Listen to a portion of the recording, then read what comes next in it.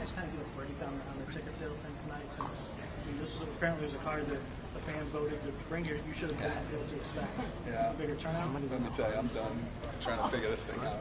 I blame Brian, our head of marketing. I think he blew it. You guys have done the fans vote to put a card someplace twice now. Is that something you'll do again? Or to do what? Like when the fans get to vote on where to put it. Yeah, the fans, they're real smart. They figured it out. I mean, is it just a matter of like the right kind of emotional right opportunity coming along and then maybe I'm telling you, the media was fantastic to us here. Where you really sell fights and where you really get it going is the media. The media are the ones that, and the media down here in South Florida has been awesome to us for this event, especially when you consider their basketball team it almost made it to the finals. Do you think? Took you guys a minute.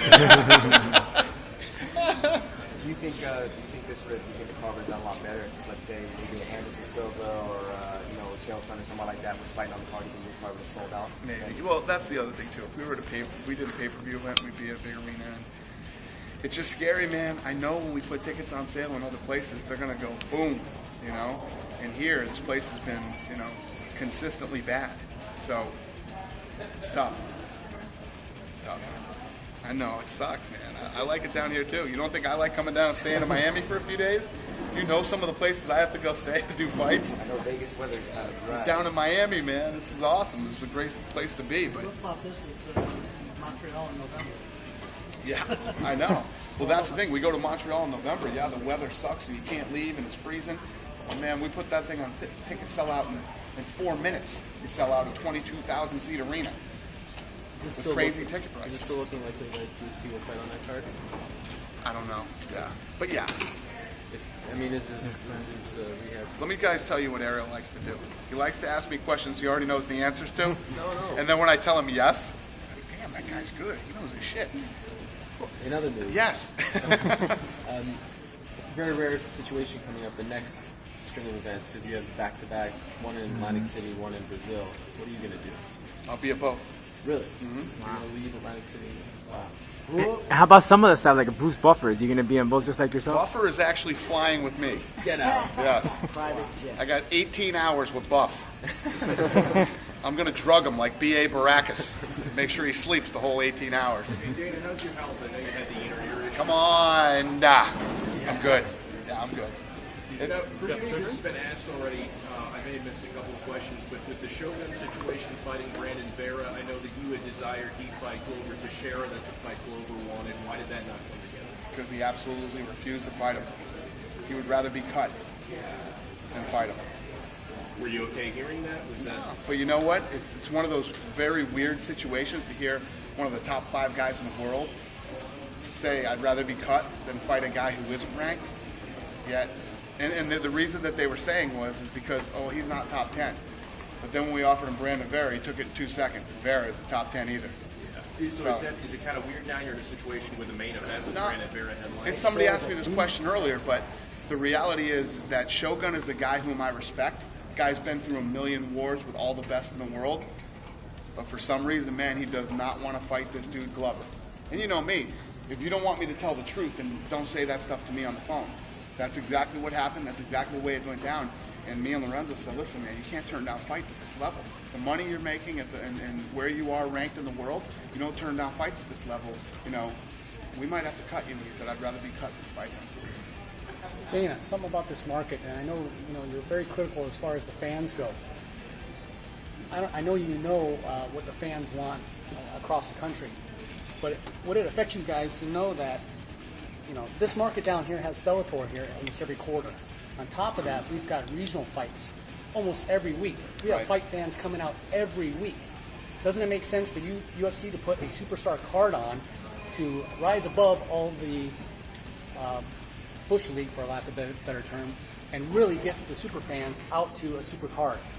Listen, if there's that many real, true, hardcore fight I'm telling you there is, we because put on I've seen the Hard card. Rock pack, not to the tilt as far as Bellator goes, but there's a fight going on in South Florida every weekend. Right. And they've been begging for UFC to come down here. It's just a matter of... Where the hell were they?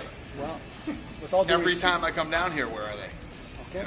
With all due respect, I think that the fans at least the ones that listen to our radio show, saying, listen, are there going to be superstars that we know and that we would pay good money to come out and see? Because we're going out to see the average fighter. Yeah. I don't know what to tell you, man. All right. Oh, we tried. We tried this market. And I think you have more people yesterday at Chuck Liddell's autograph signing than probably did here tonight. Right. So, the line actually went out those doors, through the hall, through the back. It's amazing because it was Chuck Liddell. Right. And I think what Jim's point is... It's free. Well, that's true. That's true. But it's a big name. And it's free, man. It's nobody, And American Top Team, would you say American Top Team is probably the number one school that was providing fighters to your organization? Yeah, it's one of the top schools in the country. And they're here in Florida, so Yeah. they go to the cricket. They've got hundreds of superstars. This whole thing makes no sense. People start telling me about arenas. It's friggin', Hard Rock's 15, 20 minutes from here, right? I mean, I think probably they were bringing up that because it's a smaller venue. They figured that would have sold out. Right. I think that's probably the issue. Right. Yeah, I don't know, man. Let me tell you what, I've tried to, think about this thing 50 different ways. It makes no sense. And you could say, if you brought the top stars here, well, what if I did and it didn't?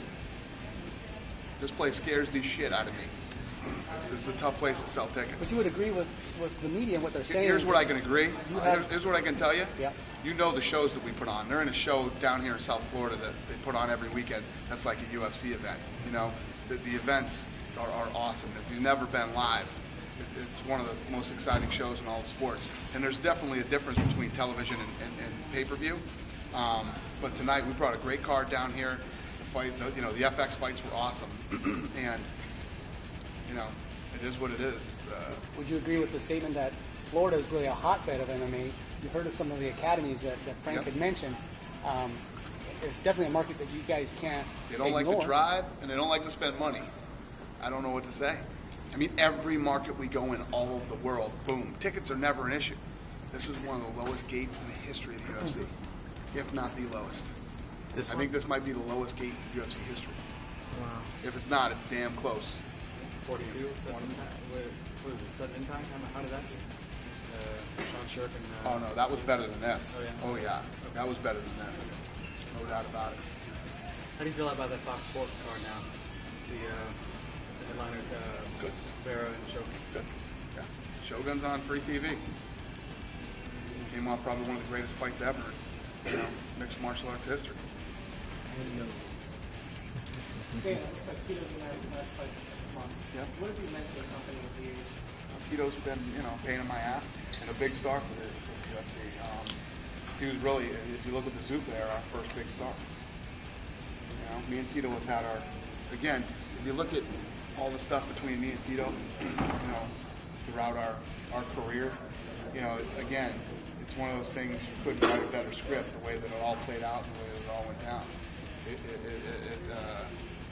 We had some big battles with each other, but it was all part of the history of the UFC. You've mentioned your displeasure at some points with refereeing calls and judging. Would you like to see fighters that are retiring take a more active role in the sport? I would love to see fighters become refs and judges. I personally, and just so I always make this clear, I don't know Herb Dean, and in my whole life, I probably said 6 words to Herb Dean, and every time it was, "Hi, how are you?" That's all I've ever said to Herb Dean. I think he's the best referee in the business. The guy trains in mixed martial arts. He knows what it's like to be punched in the face. He knows what it's like to be choked. He knows what it's like to be in a lot of these submissions. You look at a guy like Steve Mazzagatti, this guy shouldn't even be watching the UFC, let alone reffing it. Every time that guy's standing in there, it looks like he's doing his fucking grocery list while guys are, in there fighting. And the list goes on. There's just guys that are bad refs and I would love to see fighters start becoming refs and judges. I think it would be great, and it has to happen. I know that when Hector Lombard was scheduled to fight Brian Stann, there was some speculation that an impressive win could maybe propel him to a title shot. Do you think that the same kind of victory over Tim Boetsch, would that be the same sort of statement for him? Yeah, well, we're definitely looking at Hector. Hector's he's on an incredible win streak in outside the UFC. We'll see how he does here in the UFC. And yeah, when you think about it, and I had this conversation with Shogun's manager when we were talking about all this stuff. It's like Anderson Silva came into the UFC. Nobody thought Anderson Silva was this fighting genius and could possibly be the greatest of all time. He fought Chris Lieben in his first fight. His second fight was for the title. He looked so impressive.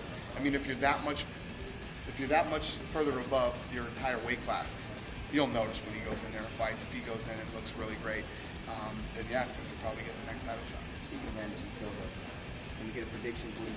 How do you think that fight's going to go between Chael and Anderson? Well, I don't ever give predictions, but a lot of people don't like Chael or like Chael, whatever the case may be. I do believe that Anderson Silva is the greatest fighter ever in MMA history, not just the UFC. I think he's the greatest ever, and he's broke every record in UFC history. And Chael Sonnen is the only guy to almost ever beat him. I think it's going to be a fun fight. It's going to be either an absolute war. Anderson's going to go out and destroy him quickly, or who knows. It's definitely interesting. The thing I like about Chael, he's nutty as hell. I mean, half the shit the guy says, like, what, right? But he backs it up. When the guy goes in and fights, man, he fights. I know this. Most guys go in and they're scared when they fight Anderson. They're intimidated. He's got like that Tyson aura. People are scared and afraid. Chael Sonnen is not afraid of Anderson Silva. He's not. And that makes it a completely different fight than anybody else he fights. I know that's a fight you wanted to put on in Brazil, but is there any sense of relief for you knowing what kind of security Chael would have needed down there? Is it sort of a relief having it in Vegas? We were prepared for it. You guys saw, I brought him in for the press conference, and he said some crazy shit at the press conference right there in Brazil. I didn't expect him to say, but he did. And, I don't know if you guys remember, and I've talked about this before, but Julio Cesar Chavez, the boxer from Mexico, he fought a guy named Greg Haugen, right? Greg Haugen said the most horrible things about Mexicans, about Julio Cesar Chavez, and all kinds of stuff. That guy marched into Mexico City in front of however many fans they were, throwing beer at him and everything, and, fought Julio Cesar Chavez down there. So, we had things in place. We were confident that he would be safe in Brazil. If Anderson wins this fight with Chael, think he's going to be able to move up in weight, or can he stay? I've been wanting him to try 205 for a long time, and he's wanted to stay at 85. He did it twice. Moved up twice, looked awesome at 205. But the thing you got to understand about Anderson Silva that a lot of people don't realize because of how good he is, the guy's like 38 years old now. He's getting up to the. So we'll see what happens. I wish he was 28, but he's 38. The real super fight probably between him and John Jones, because they're like pretty much on the same level as far as skill wise. I'd love to do that fight. I'd love to do like the pound for pound championship between him and Jones. I'd love that. Let's see. In Florida. Yeah, we'll do it in Florida. We'll see. Three of us will watch it. Exactly. There'll be 14 people. It's 7 more than we're here tonight. Actually, and November 4th of this year, 2012, we're having the 2012 Florida MMA Award Show in Miramar, Florida. We got the support from America's Top Team, who of course have all the UFC fighters. And it will be the 10th anniversary for America's Top Team. That's awesome. Maybe we can win the lowest gate award. That could be one of the categories. But would you be up for it to give a video shout out? I would love to be honored. Awesome. Hi, did you hear that? You said yes. Sign me up. I appreciate it. Thank you. No, my pleasure. Hey Dana, we got down here Alexis Vila, Cuban Olympic wrestler. He's in the flyweight. He was in Bellator. How about adding him perhaps in that flyweight division? I don't know. We'll see. We're always looking for the best guys in the world, guys that we think could be or that the fans think are. So anything's possible. Dana, what do you do with Hendricks and Kent right now? What did I say? Yeah, Hendricks gonna fight Cantley. Oh. Yeah, those guys will fight to see who fights for the title. Didn't I say that at the last press conference? No. No? You weren't at the press conference. Oh, that's probably that makes sense. That's what I would have said if I was at the press fight conference. Each other, and they'll face the winner of Congo GST. Yep. Perhaps on the same card, do it that way. Yeah. Oh, that will be in Montreal then. Possibly. Yeah. Dana, yesterday I had an opportunity to interview Carl Condon at the Metro Tour. I asked him if would he sit out for the rest of the year, but he said it would be depending on how George's health is and whatnot. And then if George can't fight this year, he'd be open to other opportunities. Would that be something that he's going to have to? I mean, if George doesn't heal, in time, I hate sitting guys on the shelf that long. It's like somebody asked earlier about the fact that Mighty Mouse fought twice while Benavidez hasn't. I think it benefits the guy who fought twice. I think as a fighter you stay accurate, your timing stays on, you're in better shape. Yeah. The only way to be better at fighting is fighting. And I think it benefits him much more. So I like to keep guys active. Plus when you keep guys sitting around for too long, people get in trouble. That whole thing with Demetrius, was that you that offered him the opportunity to sit back and raise if he wanted to? Yeah, what we didn't want to do is he wanted to wait until he got married and everything. He was just like, this thing has already been backed up too much. We'll let these two fight. You can fight the winner. He said, I'm not doing that. So I respect that. Yeah. And this fight card down here, was it like strategically planned? Because I know the last time you guys fought down here, like you said, it was in 2002 with Sam Stout and skip your mind right now, but it was a rematch fight, as a matter of fact, because they had fought before. Did you guys plan that, like that? Because you're confusing me. What's the question? Okay, last time you guys were here, you guys fought at the Hard Rock. It was between Sam Stout and I can't remember the other video that he fought, but it was a rematch fight. Spencer Fisher. Yes. Yeah, it was Spencer Fisher. It was a rematch That's right. fight. You're right. Right. And did you guys do that purposely with McCall and Johnson because of the rematch fight to kind of, we're back again with a rematch? Or? No. It just landed here. We knew that it would be a great fight. I wish tonight could have been 5 rounds. I really wanted a 5-round fight, but it can't go 6. And Demetrius comes out quick early on, but the fight starts to change in the 4th round. And it becomes more competitive as he slows down. His thing is speed, and it just so could have been a draw again, and you just can't risk that. And I couldn't have